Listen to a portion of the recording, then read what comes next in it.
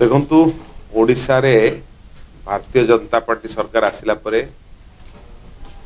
ओडिशावासी को आमे बहुत भल शासन जोगेचु। जो विजु जनता दलर बंधु माने कहउचंती टिके तांको निज भितर को से माने अनांतु से माने कौन करथिले।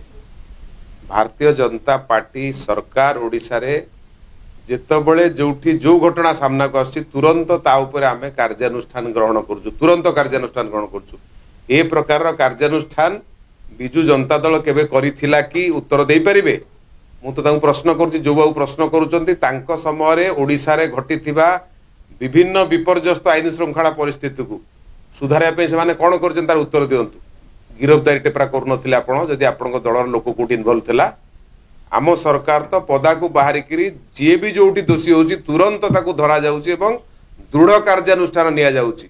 तेणु जो बाबू माने विजु जनता दलर कहउचंती से माने बहस मो साथरे आसंतु धरिकी कागज पत्र मो साथरे बसिकी कहिबे। गोटे पारदर्शी सरकार, उत्तरदायी सरकार जी स्पष्ट भाव में लोकंकर जोटी समस्या है से समस्या स्थान में पहुंचिकी समाधान करुची। एभली एक सरकार आगुरु केबे आपण देखि नते। बहुत क्विक आमे पहुंचुचु, सांगे सांगे निष्पत्ति निया जाउची।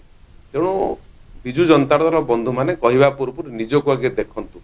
जहाँ कहउचंती से माने कोन कोन करिथिले एबे भी मने पकई दवा। जदि को बंधु आसीबे आम सामने रे कोनसी वितर्क को मु तांको मने पकई देबी। तेणु सुंदर सरकार कोठी जदि केतबळे घटना किसी घटुची तुरंत ए सरकार पहुंचिकी सेठी घटना को तुरंत समाधान करूचंती। तेणु कहिबा पूर्व थरे निजको भाबिबार आवश्यकता अछि।